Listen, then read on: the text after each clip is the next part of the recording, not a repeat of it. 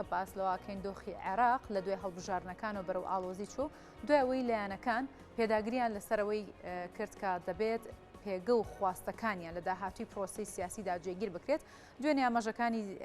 زیاتری پەرسەندنی ڕەوشی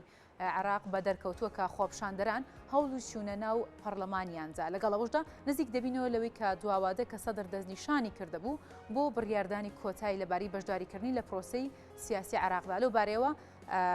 گفتوگوی زیاتر دەکەین لەگەڵ میوانەکەمان کە لە ستۆدیۆ لەگەڵمانە عەدالەت عەبدوڵڵا چاودێری سیاسی کاک عەدالەت سپاس بۆ ئامادەبوونت بەخێر هاتیە کاک عەدالەت و پێداگری لایەنەکان لە ئێستادا بۆ جێگیرکردن یاخود بۆ خواستەکانیان جێگیرکردنی خواستەکان لە پرۆسی سیاسی عێراقدا دەیکەن تا چەند کارێکی دروستە یاخود کارێکی دروست نییە و ئەم جەوەی ئێستای هێناوەتە پێشەوە ئەم چاقبەستووە سیاسی لە عێراقدا ئێستا هێناوەتە پێشەوە سەرنج بدەن دۆخی عێراق لە هیچ قۆناغێکە ڕەنگە بەقەدەر ئێستا ئاڵۆز نەبوو بێ لەبەر زیاتر لە هۆکارێک پێشەر شتێ عێراق دوای ئەزمموی نزیکەی لە 2005ەوە گە حساب بکەین بۆ ئێستا کاتە نزیکەی حەڤە ساڵێک لەم حەڤە ساڵەیە بەشی زۆری خەڵکی عێراق گەیشتونەتەوە باوەڕێی کە گۆڕانکارێکی گەورە لە ژیان و گوزەران و لە دۆخی وڵات لە ڕووی سیاسی لە ڕووی ئابووری لە ڕووی ئەمنی لە ڕووی ئاوەدانکردنەوەی وڵات ڕووی نەداوەوە بە سروشتی حاڵ کە ئەمە جۆرێکیشە لە ڕاپرسی خەڵک سەبارەت بە هەلومەرجی وڵاتەکە کە بەم شێوەیە بێ و دواتریش لە هەڵبژاردنەکانی عێراق ڕەنگ بداتەوە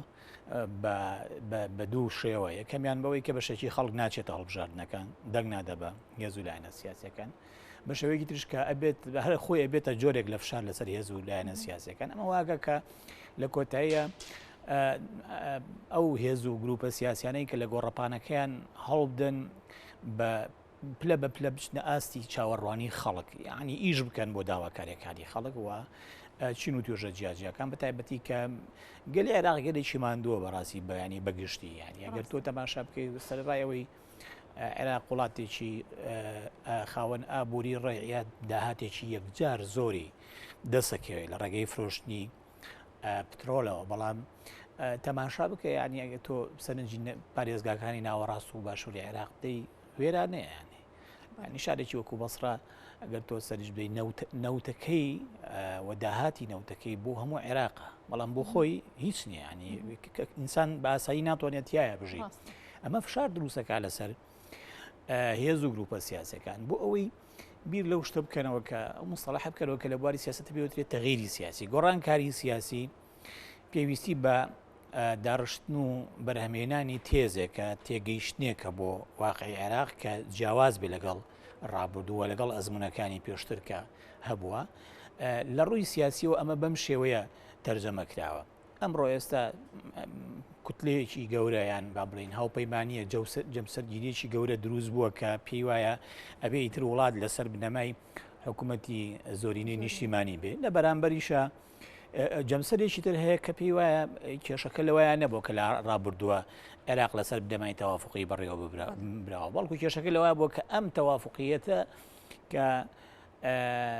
خەڵکی تر ڕەخنەی لێگرێ و پێی وایە ئەمە بریتیە لە پشکێنەوە هەر کەسە و پشتی خۆیە باوە هاوڵاتی بەشێکی زۆری هاوڵاتیانیش کە سەر بەم هێز و گروپە سیاسیانە نین مەحرومن لە بنەڕەتە ئەم سازان و ئەم تەوافقە جێبەجێ نەکراوە ئەگەر جێبەجێ بکرایە هەموو هێزە سیاسەکان لە عێراقا بەشدار بوونە بەرپرسیارەتیان هەڵگرتایە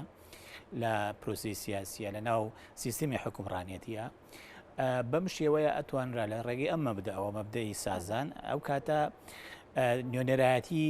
چینیشی چین و توێژی فراوانتری خەڵکی عێراق بکرێەوە بەم شێوەیەش ڕووماڵی پێویستی و چاوەڕوانیەکانی خەڵکی عێراق بکرێت ینی سەرنج بدەن دوو طرحی تەواو جیاوازە لە ڕووی سیاسیەوە هەردووکیشی باس لەواکە کە ئەیانوێ گۆڕانکاری بکەن بۆ چکە خەڵکی عێراق تەحملی ئەو وەزعی ئێستا ناکە کە هەیە ینی وڵاتێک تۆ سەرنج بدە پێنجیەکی احتیاتی ینی یەدەکی نەوتی جیهان پێگەهێنێ کە ئەوەی کە بە زمانی ژمارە قسە بکەین تقریبا نزیکەی بۆ 145 ملیار بەرمیل نەوتی بەس یەدەکی هەیە ناکرێ وڵاتێک ئەمە ئەم با بڵین سامانە زێڕینە گەورەی هەبێ بەڵام خەڵکەکەی بەم شێوەیە بژی ینی ڕەنگی نەداوەتەوە لەسەر باشکردنی ژیانی خەڵک ئەمەوە کە هێزە سیاسەکان هەڵ بدەن لە ڕێگەی خستنە ڕووی تێزێک کە ناویان لێناوە بۆ گۆڕانکاری سیاسیە بۆ دەستکاریکردنی ژیانی ئابووری و گوزەران و دۆخی وڵاتە بەگشتی ململانەیەکی تند لە نێوانیانە دروست ببێ و ئەگەر ینی بڕوانی نەمەشهدەکە لە ڕاستیە تقریبا وا بۆ نزیکەی ساڵێکە بێ ینی دەمانگ بۆ 11 مانگە ئەم دۆخە بەم شێوەیە ماوەتەوە بۆ چونکە هەر یەکێ لەم جەمسەرانەی کە لە ناو پرۆسی سیاسیان پیان وایە ململانەکەیان چارە نووسازە هەر لایەک بکەوێ زۆر زەحمەتە جارێکی تر هەڵسێتەوە ینی بۆ نمونە ئەو پەیمانەتی ڕزگاری نیشتیمانی خۆی پێی وایە ئەبێ ئەو ئیدارەی وڵات بکە لە قۆناغی داهاتوو لە بەرامبەرە ئیتاری تەنسیقی و چەند هێزێکی تر بیگومان لە ناوێنشیانە یەکێتی نیشتیمانی ئەمانە پیان وایە کە بەعکسەوە بێ بە مەبدەی تەوافق تەعامل بکرێت چونکە عێراق خۆی وڵاتێکە ناتوانرێت لە دەرەوەی ئەم پرەنسیپە مامەڵەیی لەگەڵا بکرێت چۆن بتەوێت حکومەتی زۆرینە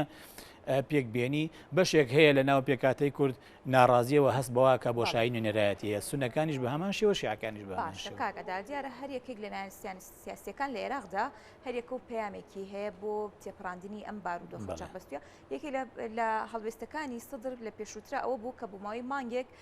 ئۆپۆزیسیۆنی خۆی ڕاگەاند ئێستا وا دەکەی نزیک ئەبێت و ئەو مانگە تەواو ئەبێت لامان کاتا پەیامی لە ئیستادا ئەوەیە کە لە سیانزەی مانگدا بەلایەنگیرانی دەڵێت چاوەڕێی هەڵوێستی تازە بن ئەم پەیامە ئەم هەڵوێستە تازە تۆ وەکو چاودێرێک چی لێ ئەخوێنیتەوە؟ ئەمە لە بواری سیاسەتە پێوترێ جۆرێک لە مانۆڕ بەرامبەر بە ئەو هێزانەی کە ئەبن بە ڕکابەرە لە گۆڕپانەکەیە ئەمە مانۆڕێکە تا چەند سەرەگرێ تا چەند دێتە دی لە هەمان کاتە جۆرێکشە لە دروستکردنی گوشار لەسەر هێزەکانی بەرامبەر ینی لە تەکتیکی پێدانی مۆڵەتی چل ڕۆژیەوە بۆ جاردانی ئەوەی کە ئەبێ بە ئۆپۆزیسیۆن بۆ ماوەی مانگێک تا ئەگاتەوەی کە پەیامی نوێی ئەبێ یا خەڵکی عێراق و ڕای گشتی عێراق خاتە چاوەڕوانی ئەوە کە هەڵوێستی نوێ دێتەکایەوە هەموو ئەمانە بەشێکن لەو سیستەمە لە مانۆڕ کە ئەم قۆناغی عێراق هێناوێتە کایەوە بەڵام ینی ئەگەر ئەو دۆخەی کە ئێستا لە ئارایە بم شێوازە لە مامەڵەکردنی جەمسەرەکانیش گۆڕانکاری تایە ڕووی نەدا بە بڕوای من ینی ڕەنگە شەقام زیاتر بکوڵێ ئێستا ئەگەر تێبینی کرابێ خەڵکی عێراق جارێکی تر خەریکە شەپۆلی ناڕەزایی تایە لە پارێزگا جیاجیەکان سەرهەڵەداتەوە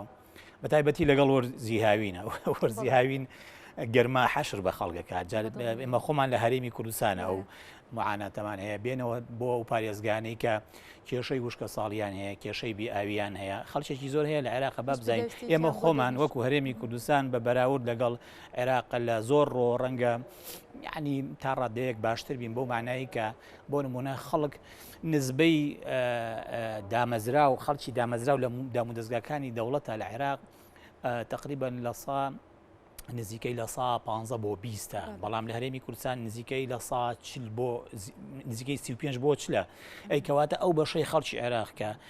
موچە لە دەوڵەت وەرناگرێ ئیشی چییە؟ یا کاسبی بازارەکە یا خەریکی ئاژەڵداریە کە کۆمەڵگەی عێراقیش کۆمەڵگایەکی لە ڕاستیە بۆ ناسە کۆمەڵگەیەکی بە پلەی یەکەم کشت و کاڵی و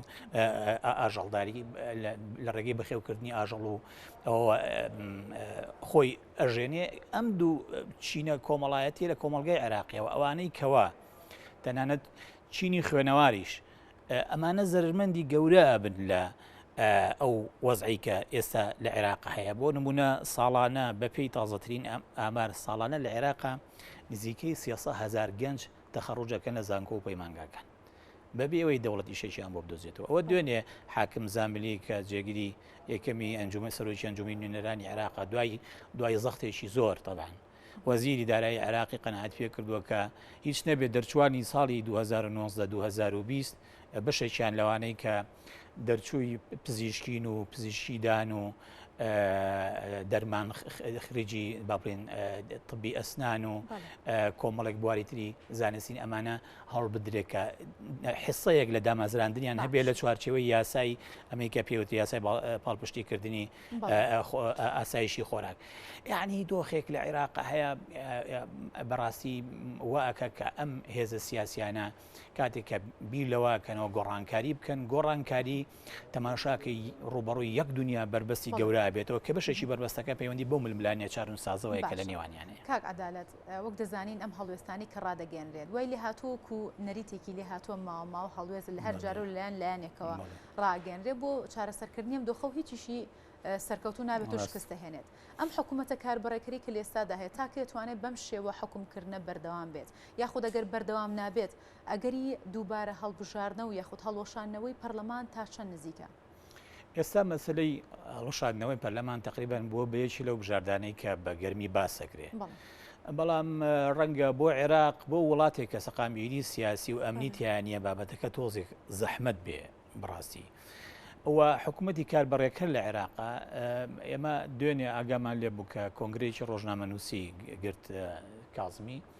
یعنی ویستی بە ماوەیەکی کەم ڕۆژنامەنووسان و میدیای عێراقی لەوە ئاگدار بکەتەوە کە لە قۆناغی ئەوە چی کراوە یەکێک لەو خاڵانەی کە دەست بە جێباسی کرد ئەو بڵێ حکوومەتەکەی من ئەو قۆناغی کە منتیایە سەرۆکی وەزیرانی عێراق بوو ناچێتە ژێرباری ئەو قەیدانانەی کە پێش ئەو لە وڵاتە هەبووە بەعکسەوە هەوهات باسی کۆمەڵی دەستکەوتی قۆناغی خۆی کرد بەڵام خۆ ئێمە هەموو ئاگادارین هەر لە قۆناغی کازمیە بوو کە خۆپیشاندانەکان بەشێکی گرنگی خۆپیشاندانەکان لە قۆناغی کازمیە بوو خەڵکوشتن لە کاتی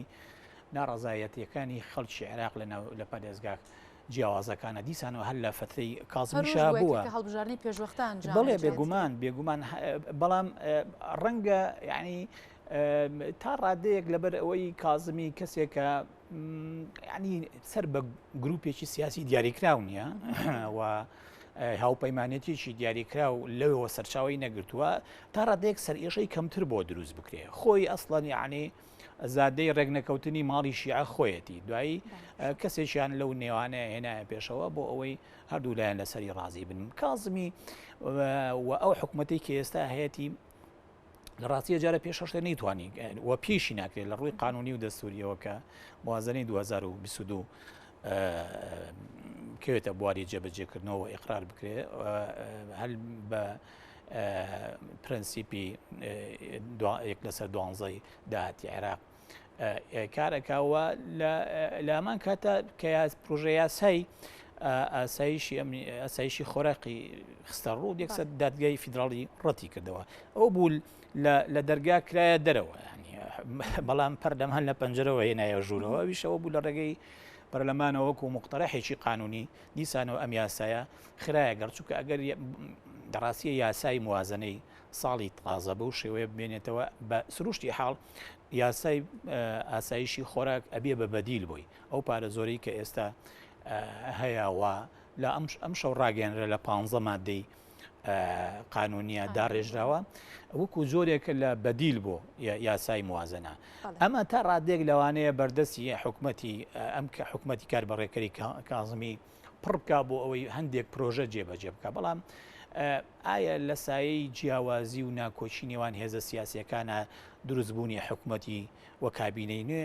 نابێتە مای کێشەی گەورەتر لە شەقوە ئەسڵەن یعنی ئەو بڕاپارانەی کە تەرخانەکرێ ئایا ئەتوانێت لە ماوەیەکی زەمەنی کەمە بێزاری و تووڕەیی خەڵک لە بەڕێزگا جیاجەکانی عێراق کۆتایی پێبێنی ینی ئەمانە کۆمەڵی پرسیارن کە تا ڕەتەیەک ئاماژەیەک نییە ئاسۆیەک نییە کە پێت وا بێت بەدی دێت بە ئاسانی بەدی نایە خەڵک ینی ڕێژەی بێکاری لە وڵاتێک وەکو عێراق گەیشتۆتە نزیکەی لە 15 بۆ 16 ترسناکە ها ڕێژەی هەژاری ئەوەی ئەو خەڵکی کە لە ژێر هێڵی هەژاریەوەیە بەپێی تازەترین ئامارکە وەزارەتی پلاندانانی عێراق خۆی جاڕیداوە لە ساسی و 1.7 زۆرە ئەمە یەکناکە ئەمە حاڵی خەڵکی وڵاتێک بێ کە بەس یەدەکی با بڵێن غازی نزیکەی 135 تریلیۆن پێسێجایە کە شتیوا هەر نییە لە ینی کەم هیچ وڵاتێک نییە خاوەن ئەم مەگەر رووسیا و ئۆکرانیان و هەندێک وڵاتی با بڵێن خاوەن سامان سروشتی زۆرن ئەجینا نییە ینی کەم وڵاتەیەکو عێراق خاوەن ئەم خاکە زیێڕە بێ بەڵام لە کۆتاییە دۆخی خەڵکەکەی بەم شێوەیە بێ ئەمە پلە بە پلە لە ناو مێژووە خەڵکی عێراق وشیارە کاتەوە خەڵک بزانێت کە وڵاتەکەی خاکێکی بەپیتە لە هاڕووی سامانی سروشتیەوە لە ڕووی بەرهەمێنانەوە لە هەموو بوارەکانە بەڵام کاتێک کە بەراوردیەکە بە حاڵی خۆی لەگەڵ هاوڵاتیەکی کەنداوە کە دیسانەوە هەمانەوە سەرچاوە سروشتیانیانەیە بەڵام لە ژیانێکی زۆر خۆش و ڕەفاهی و خۆشن و دیاژین پێی قەڵسە ناتوانێت تەحملی بکە ینی بەپی ئەو سامانەی کە عێراقێتی ئەبواە عێراق دەجار لە ئیمارەت باشتر بووە دەجار لە سعودیا باشتر بووە دەجار لە قەتەر و لە کوێت باشتر بووە بەڵام لە بەرەوەی سوئی ئیدارەیە خراپ بەڕێوە ئەبرێت سیستمێکی حکومڕانی نادات پەروەرە هەیە لە عێراقا بۆیە خەڵکی عێراق سوودمەند نابێت لە ئەو داهاتە زۆرەی کە ئێستا تۆ بۆ نمونە چی لەواکەی کەسێکی وەکو کازمی ئەڵێ یەدەکی پارەی عێراق 90 میلیارد لە تا کۆتایی ساڵەگاتە 90 میلیارد دلار لە کاتێککە خەڵک ناتوانێت بژی کاتێکە ڕێژەی هەژاری بەرز دەبێتەوە ئەمانە تووڕێی زیاتر لە ناو خەڵکە ناو خەڵکی عێراق دروستەکە. بابەتێکی دیکە هەیە لایەنە کوردیەکان کە لە 2 ڕۆژ پێش ئێستا وەفتی حکوومەتی هەرێم وەروە دوێنێش سەرۆک باڤڵ لەگەڵ بەشێک لەلایەنە عێراقیەکان کۆبووە دەکرێت ئەم دانوستان و کۆبوونەوانە چی لێسەوەست بکرێ و چۆن بتواندرێ ئەم دۆخە تێپەڕێنێت؟ دانیشتن لەگەڵ هێزە سیاسەکانی عێراقا هەم لە چوارچێوەی ئەو دابەشبوونەی جەمسەرەکان کە ئەزانین چۆنە و هەم بۆ جۆرێک لە داکۆشیکردن لە هەندێ مافی دەستوری و سیاسی و ئابووری خۆت لە عێراقا جموجوڵێکی باشە گرنگەوەیە کە لەو سەرەوە خاڵی ڕێکەوتن لەگەڵ هەم حکوومەتی عێراق کە لایەنێکی سەرچیە بۆ گفتوگۆی نێوان هەردوو تەڕەفی هەرێم و بەغا و هەم ئەو هێزانش کە لە پشت حکوومەتەکەوان ئەتوانین کێشەی بۆ دروستکەن ئەوەشتانن پاڵپشتی بن بۆ ئەوەی لەگەڵ هەرێمان ڕێک بکەوێ ئەمانە ڕەزامەند بن بە ئەو سیغەنوێی کە پێشکەشەکرێت چ لەلایەن حکوومەتی کازمیەوە چ لەلایەن حکوومەتی هەرێمەوە و ئەو خاڵە هاوبەشانەی کە ئێستا لەم 1-2 ڕۆژەیە باس کراوە بە حساب نزیکن لە ڕێکەوتن ئەمانە عرقلەی بۆ دروست نەکرێ ینی نەبێتە مای ئەوەی لە لەحزەیە کە جارێکتر هەمووی بگەڕێنەوە چوارگۆشەی یەکەم ئەم جموجوڵانە باشن ئەوە گرنگترین شتێکیش کە ئەبێ بەدەست بێ ئەوەیە کە لە عێراقا وڵاتێکە بەڕاستی تەنها لە ڕێگەی ململانی و شەڕی گەورە لەسەر ماف و با بڵێن طموحە سیاسی و ئابوووریەکانی خۆت ئەتوانی بەشی خۆت لە وڵاتە بپچڕی ئەژینا بەش ئەخوری و ئەکەویتە ژێر پێوەوە بۆیە بەردەوامە بێ هێزە سیاسەکان لە هەرێمی کوردستانە و وەفدی حکوومەتی هەرێم بەردەوامە بێت تەماسیان لەگەڵ بەغایە هەبێ ئەوەی لە بەغایە ئەگوزارێ ئەوە بڕیارێکی گەورەی چارەنووسازی تیا درێ بەڕاستی سەبارەت بە هەموو عێراق تۆ خۆت لەوێ نەبی حزۆر و نەبێ دیبلوماسیەتی خۆت نەخەی دەگەڕ دانەنیشی لەگەڵ هێز و لایەنە سیاسەکانە لانی کەمی هەوا هەنجید نەبێت لە وەکو خۆت لەناو وەکو هێزە سیاسەکان لە کوردستانە بۆ ئەوەی پشگیری لە حکوومەتی هەرێم کەی لە ڕووی بەدەستهێنانی مافە دەستوری و ئابووری و سیاسەکانی خەڵکی عێراق و خەڵکی کوردستانەوە بە دڵنیایەوە هیچ هێزێکی عێراقی ئامادەنی ئەم کارەوە بووکە لەبەرەوە بێ خۆت مبادرەت هەبێ خۆت بچیتە بەغاوە لەگەڵ هەر تەرەفێکی ناو دام و دەستگای دەوڵەتی ڕسمی بێیان دام و دەستگای حزبی و هێز و گروپەکانە بێ بگەیتە شێوەیەک لە شێوەکانی ڕێکەوت. بەڵێ زۆر سپاس عەدالەت عەبدوڵڵا چاودێری سیاسی کە لەگەڵمان ئامادەبی سپاس بۆ سپاسکردنەوە بەخێر هاتی دووبارە.